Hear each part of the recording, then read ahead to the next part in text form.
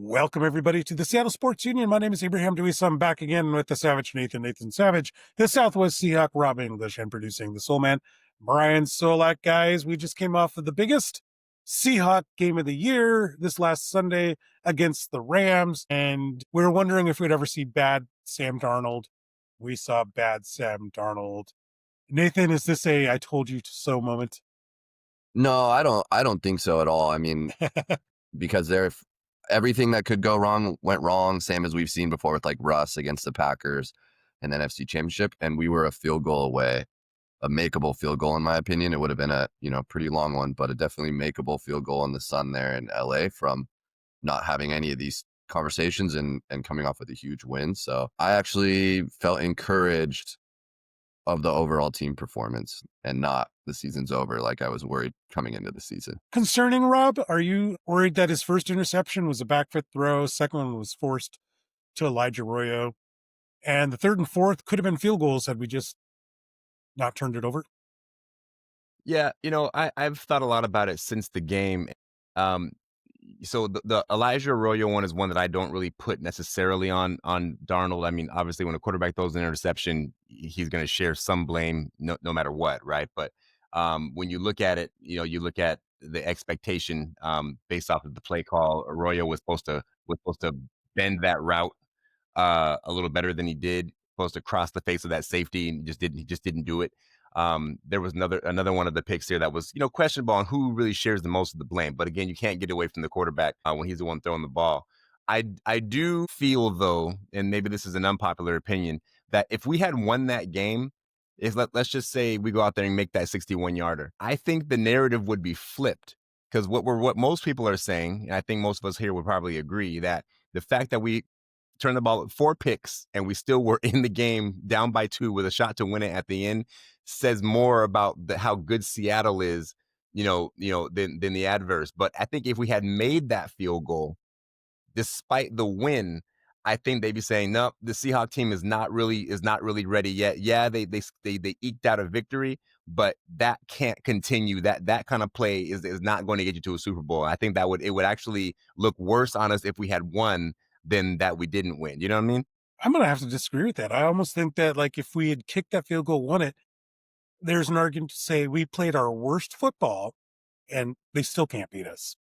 Right. No, for sure. But if you are going to play your worst football at the most important times, you're not going to be a Super Bowl favorite. You're probably going to be considered to be a one and done team in the playoffs. As I get that's where I've just thought a lot about it. Maybe I've thought myself into a loop there, but I feel like the conversation would be different if we had won. What's more fluky, that we gave up this many turnovers? Is that a fluke, or is the fluke that we were in a winning position at the end of the game? Ooh, that's a really good question. I'm going to go ahead, because I'm a homer. I'm going to go ahead and say that the fluke is the 4 picks. I think Sam Darnold has just played so well. Granted, it was the Rams who gave him hell last year when he was with Minnesota. So I want to say that the 4 picks is going to be the fluke there. And when we see them again, an advantage that he didn't have last year, getting to see him twice, hopefully 3 times. I think he will be better prepared and not make the same mistakes. Nathan? I actually think both were pretty accurate representation of both teams right now. I watched a couple things. Kirk Warner did a really good breakdown on the schemes and the passes that were being made and why the Rams kind of set Darnold up on a lot of these interceptions. I watched that same video. Yeah, it was a really good video, even though I can't stand Kurt Warner's commentary on the Seahawks. Like, he's definitely biased, definitely still as a Cardinals, but I thought he did a really good job of kind of showing me why this happened, I think, last time Darnold played in the playoffs, and why it happened again in this game. And hopefully he can learn from that now that it's happened twice. And then I also watched Sean McVay's post-game, hype up, we won this game. And he, of course, was very excited, but he was saying, hey, we basically lost the game on all phases of the game. Defense, special teams, offense. We got to figure that out, he was saying. And I think that one area, the turnovers, the red zone, but other than that, if you look at the statistics, we completely dominated that Rams team.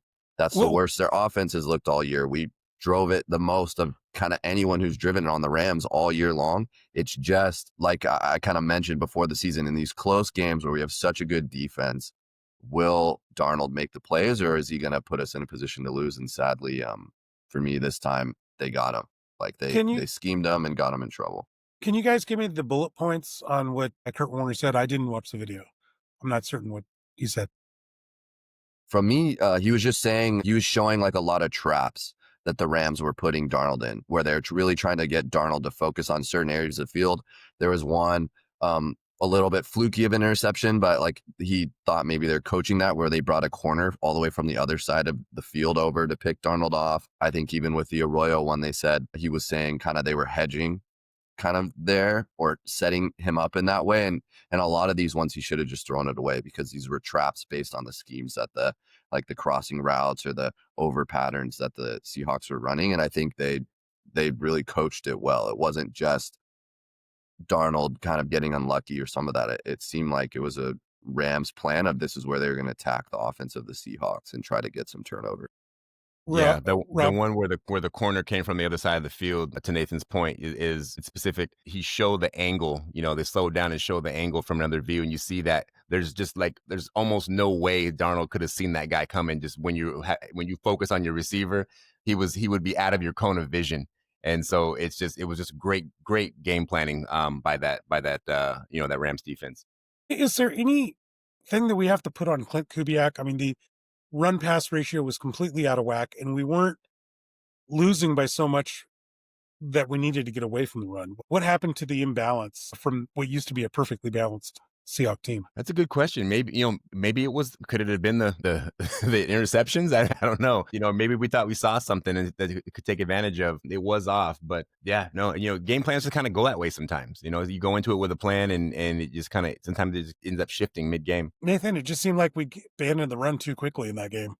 Yeah, I think, on hindsight, but I think it's very common for these younger offensive coordinators where they see things are going wrong. We're behind the sticks. We've turned the ball over. We're forced into these situations where we need to come back into the game, and they start really wanting to pass it. And I actually like the way they were running the ball. I just think for me, it's that kind of like the tsunami came of here's another pick and another pick, but we got to keep throwing to get back into the game. If we run the ball, we're going to run out of clock. So I actually think it was a lot more balanced.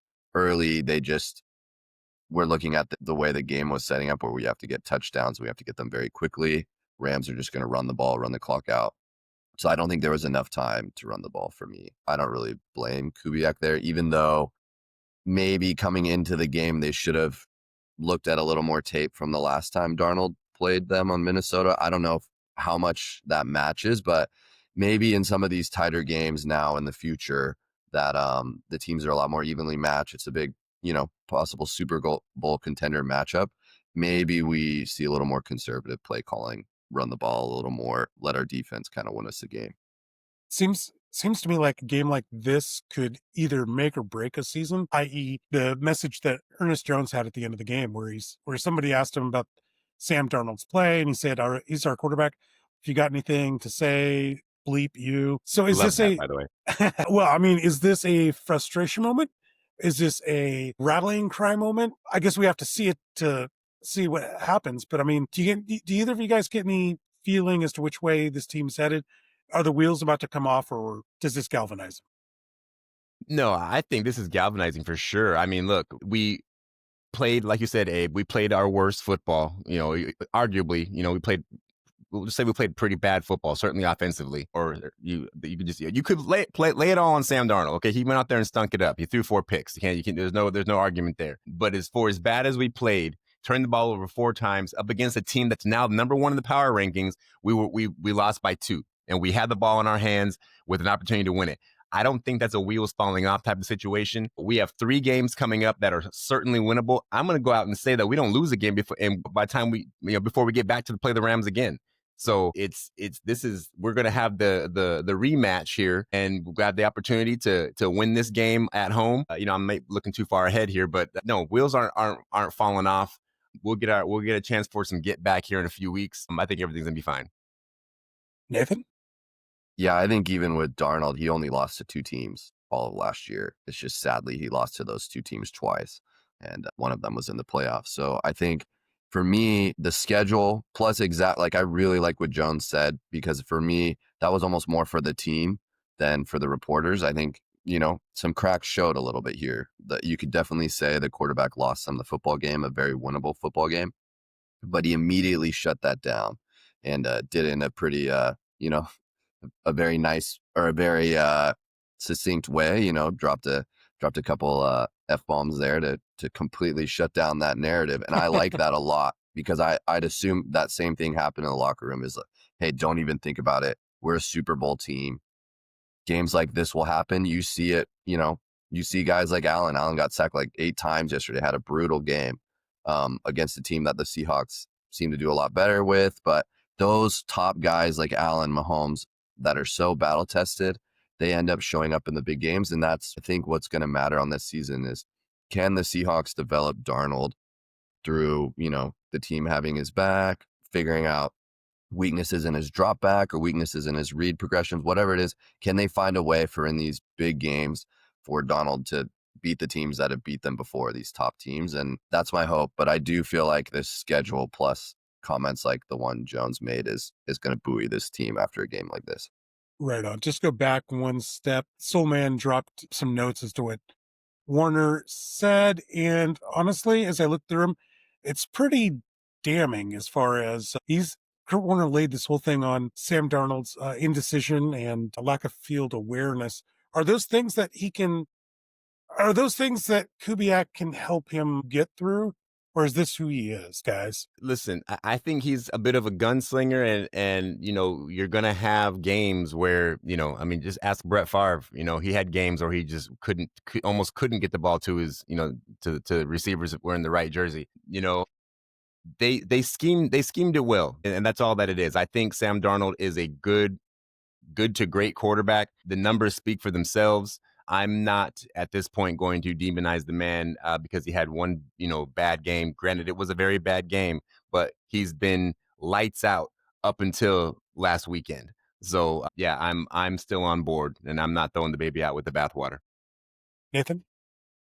For me, it's the 14 turnovers on the season that makes me a little more nervous overall, because this was a very glaring example of turnovers, but he has turned the ball over a decent amount, one of the most in the NFL outside of, if not the most in the NFL, even coming into this game. So I think that's an area. I actually remember talking about it early in the season, potentially that at training camp that was happening, and that's why they're coming out with such a run-heavy offense early on. But for me, I think, right, like games like this are going to define what Darnold can become. We saw that with Russ. Russ had some really bad games. He would come back almost even stronger in the next game. And I really, really like Kubiak. I like McDonald. I like their system. I'm treating it as there's some parts of Darnold's game that still needs to develop, especially against these good teams. He tends to hold on the ball too long. He had the fastest snap to throw in the NFL coming into the Rams game, but he really, seemed to stick on guys and almost lure the defense right to where he was throwing the ball. It felt like he was throwing the ball to the one part on the route where you can't throw a ball. If you guys running an out route and you throw the ball behind him, even if you don't catch the ball, that's a coaching thing almost, like, hey, never throw it behind the guy on an out route or things like that. So we'll see what happens, but he's still young, and I treat this as like a big development game. And I actually am very happy that this game happened right here, because I do trust that some of these things will get figured out, whether that's Kubiak running a different game plan or it's Darnold getting better mechanically or better fundamentals. One thing that you mentioned earlier, Nathan, that's very interesting to me is when you end up with games like this, someone struggles. I mean, that's the whole offense goes to the quarterback, right? But when he struggles, this defense came up big. The Rams had a total of 250 yards. Only there was that one quarter where they only had 1 yard. Was it like third quarter, maybe? Yeah, second or third quarter. I can't remember which one, but it might have been the second quarter. I kept looking back at the screen. Yeah, it might have been the second quarter. I kept looking back. I'm like, that can't be right. Mm-hmm. We're losing. How is that possible? Matt Stafford had a bad game, 150 yards. Not as bad as Darnold, obviously, but I mean, like, that's not great. They weren't getting anything on the ground. This defense is championship level, in my opinion. What do you guys think? 100%. Yeah. I mean, again, there's no greater testament to that than last Sunday. If we can, I don't like comparing to a previous great defense that we had, but no, Compare. It's fine. Don't worry about it. I mean, it's a little bit different. We don't have that real enforcer across the middle like we had before. I think we have just a great scheme and a lot of you know, uh, athletic players out there who can do a lot of different things. So it's different, but it's appearing to be every bit as effective. All we got to do is not throw 4 picks in a game, and I don't know how you're going to beat us. Really, I mean, we got to play against some teams that are going to be a little tougher down the stretch. Obviously, the playoffs are the big dance there, but. Yeah, no. If we play a sound game on offense, I don't think it even has to be groundbreaking. Just a sound game on offense with the way our defense is playing. Yeah, we're going to be a tough out for anybody. Nathan, only 115 yards after the first quarter. In the last 3 quarters, the Rams had no drives over 25 yards. Yeah. No, I Yeah. mean, Does this jive with what you've been trying to tell us for the last year and a half? for me, it's just the one reason basically I'm okay with moving on from Pete Carroll is if you get a guy like McDonald. Because in our division, I don't know what the Cardinals are doing, but the Niners and Rams are going to have the Rams and the Niners year in or year out are going to be some of the best coach offenses in the NFL. Shanahan and McVay are just genius offensive minds, barring injury at times for teams. They're just going to be so dangerous on offense. And I think McDonald's coming in, we saw him on the Ravens. He actually played so well against the Niners and the Rams that was one part of that situation where I actually felt really good about. And I think we're seeing it come out now on the year. This is the worst game the Rams have played on offense. McVay was talking about it after the game, and I think that's because of the guy coaching the defense for the other team. So obviously it didn't end up in a win, but as the year goes on, we're going to be consistently in these difficult games because our defense is going to keep us in the game. And that part does feel like the Legion of Boom, where when anything was going wrong, down 21-0 to the Bucks, or this was going on, 3 picks, whatever. It always felt like we were in the game because the defense kept it close. And that is the part for me that's very similar to Legion of Boom and why I'm really excited about all these big games coming up. Colts are coming up, Rams again. I think our defense will keep us in those games. Got a question for you guys. A big injury that happened was a concussion to Trice Knight. Trice? Did I get it right, Rob? Tyrese. Damn. One of these Why days. can't I just have a blind spot? I can't get this one right. You'll get it one of these days, Abe. Anyway, Tyrese Knight, concussion. I don't think he's going to play this week, is what the newspaper's been saying. Really sucks because he seems to have picked up his game. He came in for Ernest Jones at the middle linebacker position a couple of weeks ago and looked like an all-star. How big a loss is this, guys? I think it's a big loss. To your point, he has really, he's flashing right now. I think we'll be okay just in terms of, we're going up against a Titans team that is reeling. I mean, they're just not good. I think the spread is like 13 or 13 in the hook. So yeah, it's for an NFL game. Wow. For an NFL game. Yeah. Wow. It almost actually scares me. Like, when we're such a clear favorite, do we go out there and is that a trap game? Yeah. I don't like using that terminology, but I would hate for us to go out there and just be the talk of the town this weekend because we lost to Tennessee.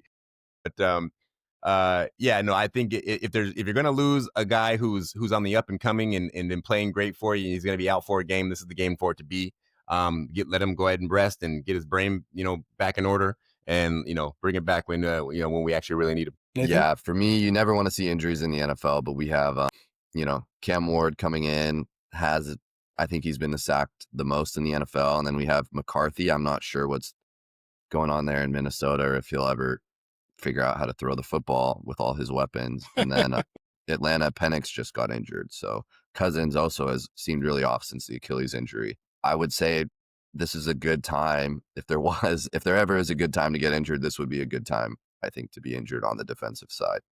Gotcha. So I was looking at Ken Walker. K9's got a glute injury. Rob, you're a weightlifter. Have you ever had a glute injury? I've never had a glute injury. I've had a hamstring injury. I don't know how similar they might be if it's like a pull, but if they are similar, I know how my hamstring injury felt, and it is a very foreign, odd. I've only had one. I imagine as an NFL player, they probably have dealt with these injuries more than once.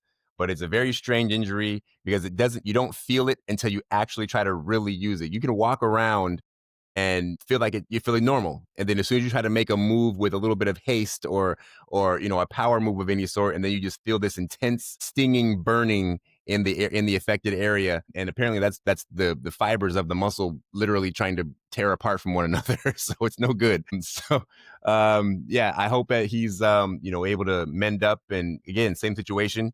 If we have to let Zach Charbonnet and Martinez run the ball and let him rest, I think it's a good week to do it. Yeah, intense burning and stinging in the glute is not what I would want. Nathan, you're going into this business I wouldn't recommend it for personal training, right? You ever had to help someone with their glutes? Yeah, I mean, definitely. I mean, I think also it's so important on they pass through your knee joint as well, right? They cross through there, so or they go in, they connect into your knee, so it's really important as you're trying to move and react in some of those shifty maneuvers that Walker can do. So I'm sure it's not an ideal situation for me. It's such a bummer because outside of fantasy football, I thought our running game was on fire coming in to the Rams game. I thought it played well in the Rams game until the turnovers forced them out of it. I've really liked this 1-2 punch of Charbonnet and Walker. I think it's honestly unreal and very, very threatening for opposing defenses, just the way they can switch things up, the way Charbonnet will be in the red zone and the way Walker will be in open space. But yeah, I hope it's not, it's just they're forced to put it down with the new NFL rules on the injury report of, hey, he got a little nick here. But I hope that 1-2 punch continues because I think it's a real threat. And I think defenses coming into the week talking about our running game as a whole because it's a two-headed monster. But that doesn't change that it's threatening. It might not be as good in fantasy, like I said, but that doesn't mean anything on the NFL field on game day. And I've really liked what's going on in this running game. Nate, all I got out of that was the knee bone is connected to the butt bone. Yeah. Are you guys okay with this two-headed monster at running back? A lot of the criticism's been around why not give Walker more of the lion's share of the carries. I'm totally okay with it. Again, we have all kind of had a little bit of trepidation with K9 around his health concerns. I don't know that you want to, have him carrying the ball 25, 30 times a game on a regular basis. I think Zach Charbonnet is a great change of pace running back. I mean, in many cases, I think he's even more effective than K9 a lot of times. So no, I'm totally okay with it. You got two guys who are very effective in their own ways. And I mean that both of them are equally as explosive, I would say. And if you can keep them down between 10 and 15 carries each in a game, I think that's perfect situation. So yeah, I love it. You're not concerned that people are saying this is a way for the Seahawks not to pay him a contract at the end of the year? I mean, I try not to worry myself so much about those details, right? Because it's been a long time since I've been in the Seahawks front office, so I can't concern myself with it. Obviously it matters because we want this team to have some longevity in terms of their winning ways. But listen, I just want to see us go out there and win football games. And if either one of them gets banged up and can't play, then that doesn't happen, right? So, let's talk about contract stuff in March. In the off season, yeah. Okay. Nate, you buying into this theory that people want a bell? What do they call it? Bell cow back. Bell cow. Yeah. Thank you. Yeah. I'm not sure if it's like betting or fantasy football related. It might be fantasy. That's what this is, isn't it? It's fantasy nerds. They get tired of 60 yards and 1 touchdown, and they want 120 yards and 5 touchdowns. Exactly why I don't play fantasy anymore, because I'm sick of that. I just want to see the Seahawks win. Yeah.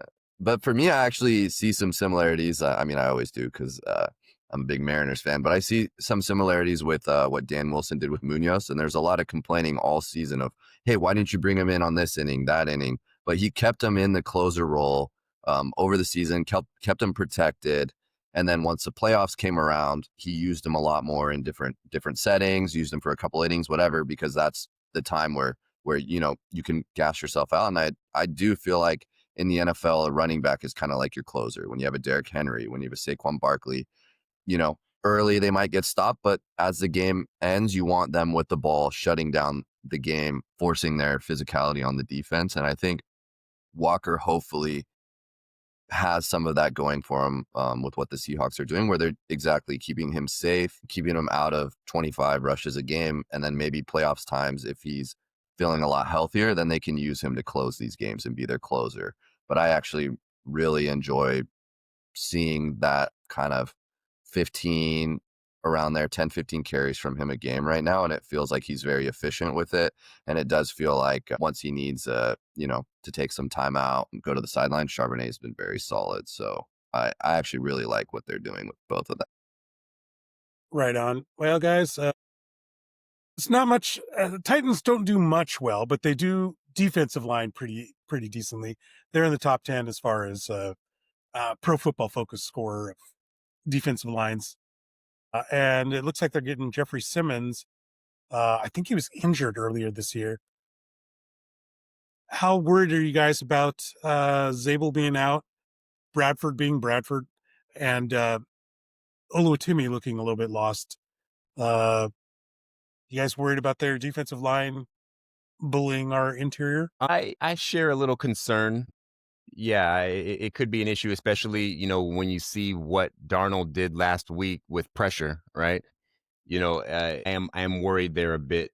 Ultimately, I think that Seattle is just going to be obviously too much for this Titans team. But again, I guess I'm recycling my words here. But if you're gonna have a down week, with in terms of personnel, this is the game to do it. I think Tennessee is going to make a couple plays against us, but ultimately, they're just not going to have enough to really hold us back here. We're gonna win this game running away, I think.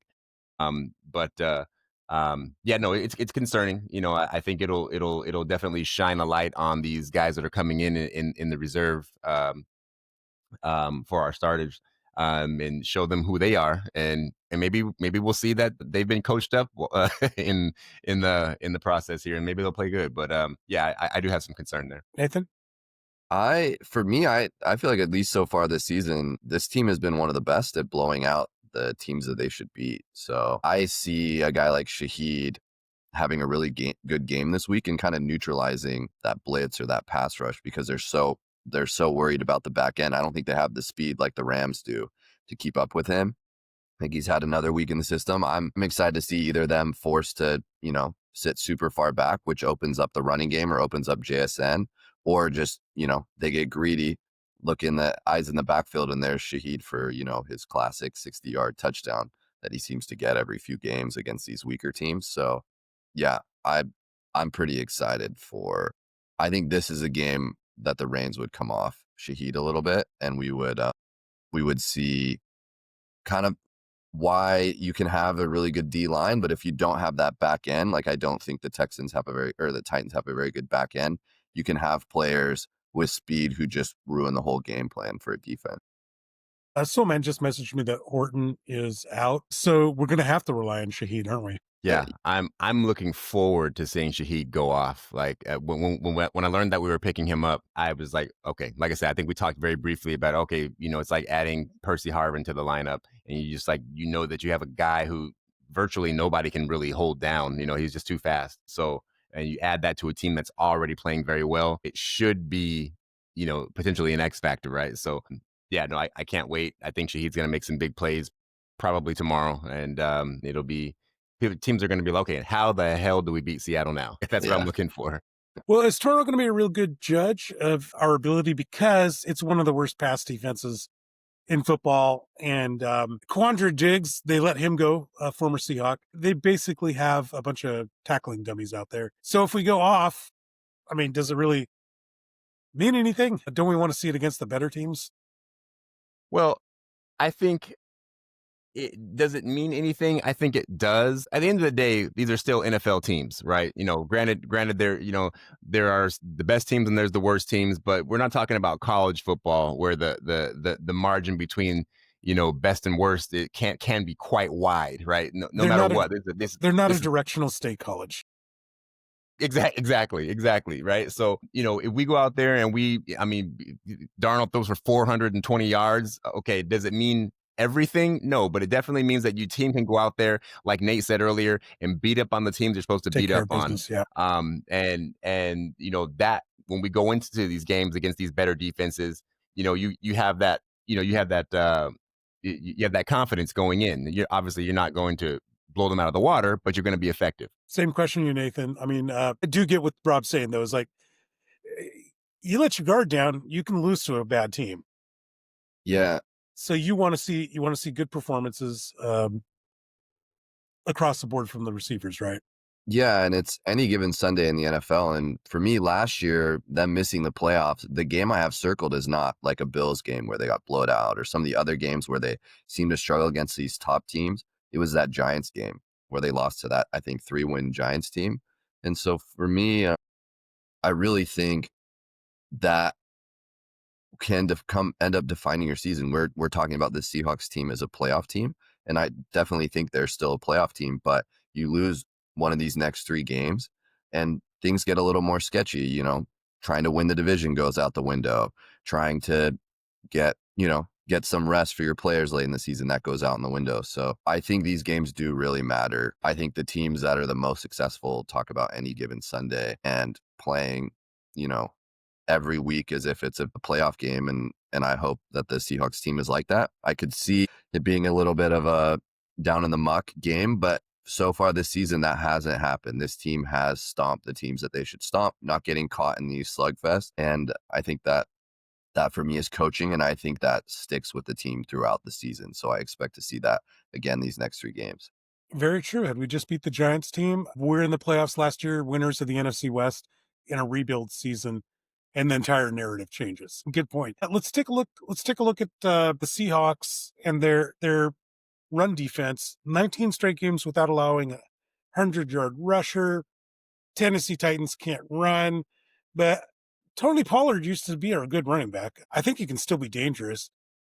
Do you think this is a game where? Do you think this is a game where we try to just basically blitz Cam Ward in oblivion, or do you go back and just play base defense? And I'm just curious: do you get aggressive in this one, knowing that they can't run, or do you just play it base and play out the game?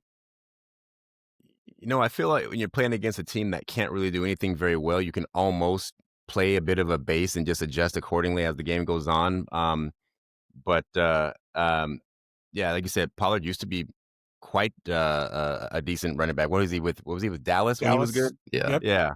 And yeah, so like Nate said, any given Sunday, you guys they come out with a good game plan. They bust a couple big ones, and we look up and we're behind. We're down 10 points or something like that. It makes the whole game different. So, but no, I just don't see that happening. They've been inept, all year. I'm thinking that if anything, to your point, Abe, yeah, you throw a little pressure at the quarterback. I'm guessing we're going to see some turnovers. I think Seattle jumps out ahead. I think we get back to what we didn't do against the Rams, which is score quick and early. That's what we didn't do. We were doing that really good all year, getting out there and we scored 30 points in the first half 2 weeks in a row, something like that. So we get that going, make Tennessee one dimensional. Yeah, this game will be over well before we hit triple zeros. Nathan?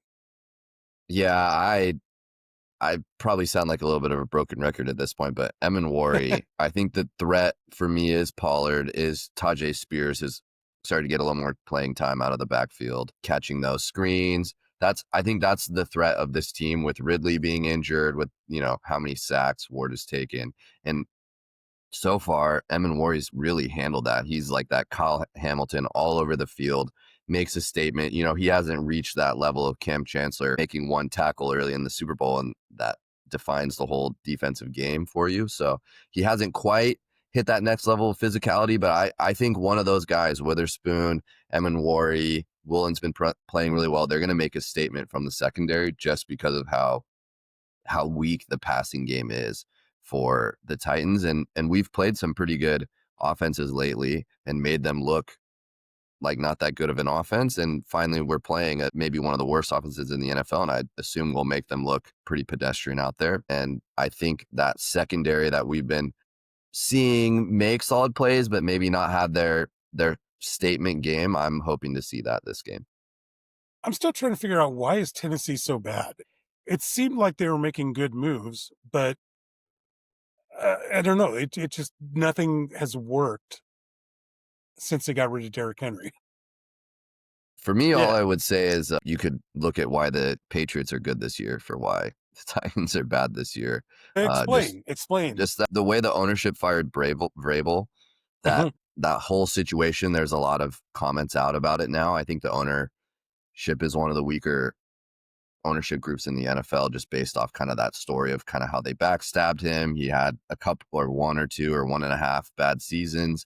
He was their best coach for a long time, and they just sent him out like he wasn't worth anything. And now we see him on the Patriots really doing some damage in the AFC East and looking like a favorite to be a top 2 seed out of the AFC. So I think for me, it's at that point now where it's an ownership problem. Okay. Yeah, I hadn't even thought about that, because I was thinking, when they let go of Vrabel, I don't know much about what's going on behind the scenes, but I figured that was just kind of like, we're refreshing the team. We're going to let Derrick Henry go. And sometimes you have to do that. But if ownership's meddling, that sounds like prime meddling to me, Nathan. Yeah, I Then, can't remember the full details, but I remember it's a full meddling, a Jerry Jones classic, basically. oh Yeah, boy. yeah. Meddling. Rob, how much do you follow Tennessee football? Do you have any insight? I have to admit that I haven't followed Tennessee too intently. But if I were going to say anything, I would say that I feel like they just don't really have an identity. They just don't have. I think they were hoping that Cam Ward was gonna show up and just really, bring about a rebirth, if you will. Mhm. But I feel like they don't have any really marquee players at any skill positions. They don't have a who am I, about their team right now. And so they're just kind of floundering. So I think they're probably a few years away from really building back to a Tennessee team that was pretty good, not too long ago. And but yeah, I think it's what it is. They just don't know who they are right now. And so they're trying to figure that out, and it's going to take some time. Yeah. Well, one of the things that we kind of worried about, at least I worried about, when Cam Ward went to the NFL, when I saw him at Wazoo and at Miami, he tended to playing hero ball. Uh, and I wonder if that leads to a lot of his sacks. I know that offensive line's not that great. There's that. But kind of like how Sam Darnold was trying to, I think, win the game. Maybe if you trust the teammates a little bit, follow the plan that's ahead of you, maybe you do a little bit better in the NFL. And I don't know, if I'm trying to think of any time where hero ball really wins. You got to trust your teammates. And then again, if your teammates aren't any good, what's the point? You're not going to Literally, win. why guys like Patrick Mahomes can do what they do, because I don't know who plays better hero ball than Patrick Mahomes, Yeah. and he can do all the things that he does and then toss balls out there, and it's like there's a brain connection between him and his players downfield. So yeah, no, you're absolutely right. I agree. Yeah, I wonder if you have the inverse when we talk about JJ McCarthy, where he plays within the system, but maybe he needs to loosen up, so to speak, and take a few chances, because physically he has the tools, doesn't he? He Yeah. has players around him. Yeah, he's a weird one because also in Michigan, they tended to run the ball like 30 times in a row. So he might have the tools to hand off the ball, as we've seen out of college. And they say he has the tools to throw the ball, He but I does. haven't seen it. Like he might have a strong arm, but some of these passes, I mean, it's rare to make Justin Jefferson's catch radius look too small when you're throwing him the ball when he's open. But somehow this guy who feels like he can catch any ball anywhere is just having to watch the ball go by because it's just so far out of his radius. So I don't know fully what's going on there, if it's a mental thing where he's a little bit jittery back there in the pocket, like we did see with Jets Sam Darnold, where he was seeing ghosts and some of that Mhm. conversation. But it does to me look like he'll have a pocket, he'll have a good drop back, and the ball will go outside of what Justin Jefferson can catch, which feels almost impossible to do, but he's doing that. I don't know, if you look at the last couple of drafts, very few of these quarterbacks are working out. Doesn't look like it doesn't look like the offense is suited for what he does, and he's not able to adapt.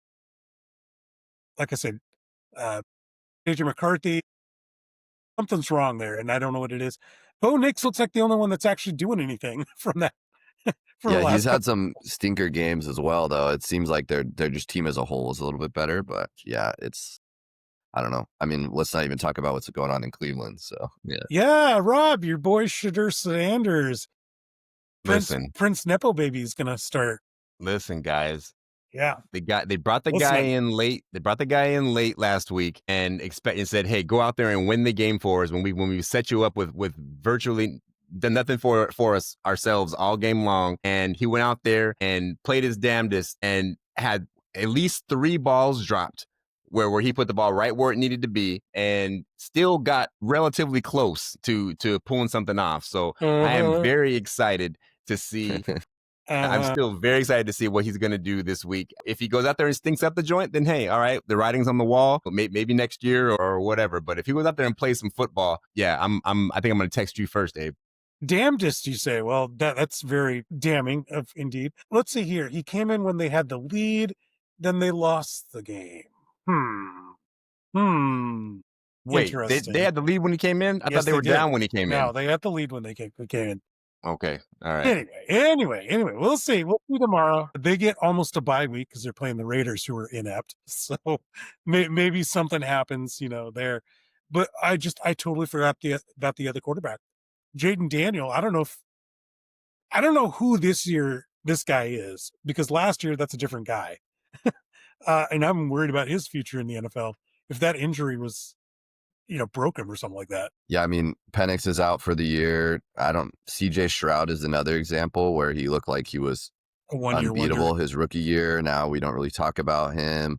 It is a little bit interesting in an era. And I know there has been some talk of, hey, maybe you go get a Goff. Maybe you go get a Darnold now, because that seems to be where the NFL has gone. I'm not sure why it's gone that way, but it's a tough league to be 21, 22 and trying to play quarterback right now. Well, if we look at Daniel Jones, and we talked about this a little bit last week, maybe the concept is you have to get a veteran in there and wait until the rookie's ready.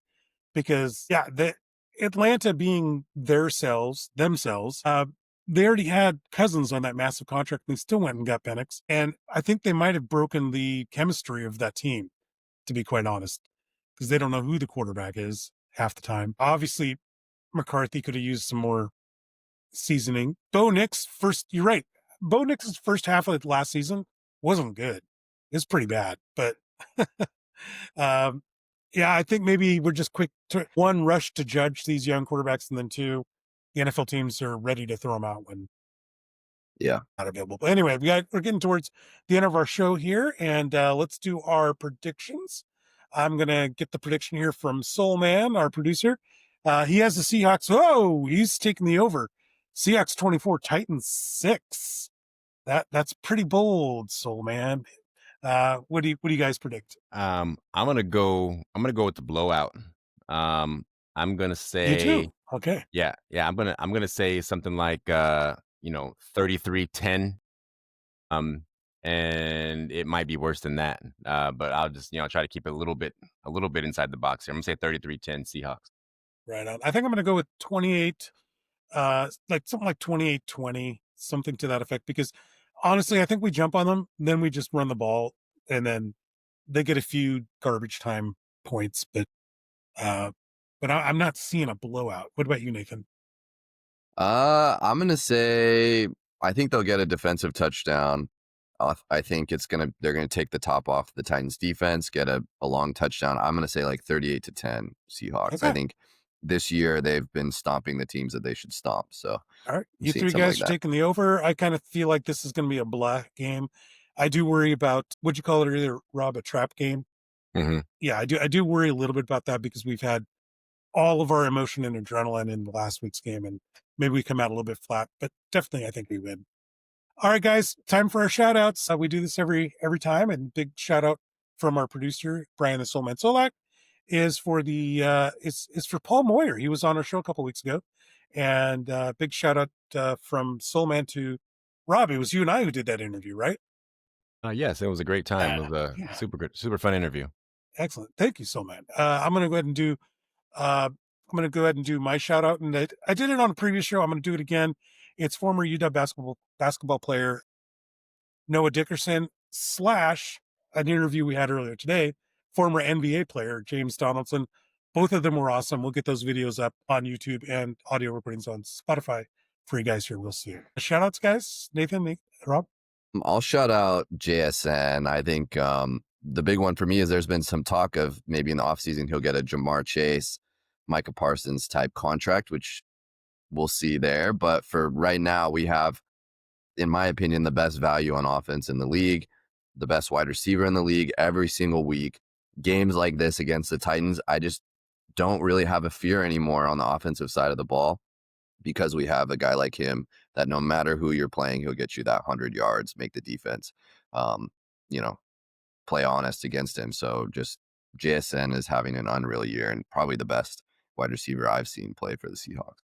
On pace for 1,948 yards. Nate mentioned value, and I 100% agree. I think this is very much like the previous great Seahawks team. We had value on offense. Russell Wilson, rookie contract. Doug Baldwin, undrafted free agent. We had a lot of guys that were out there that were producing, and we weren't paying a whole lot of money for them. So I love that we have that reality again. I'm going to give my shout out to Ernest Jones because of his tirade that he went on. Short and sweet, kept it simple, dropped the F-bomb a couple times, and I loved it. That showed, support for his quarterback. That's that team is together, and they know what they got. They know what they can do. So Ernest Jones definitely gets a star in my book this week. Right on. Well, I want to thank you guys out there for watching us here on YouTube and listening to us on Spotify. And please check us out on our website, SeattleSportsU.com, as well on social media at SeattleSportsU for X, as well as Facebook.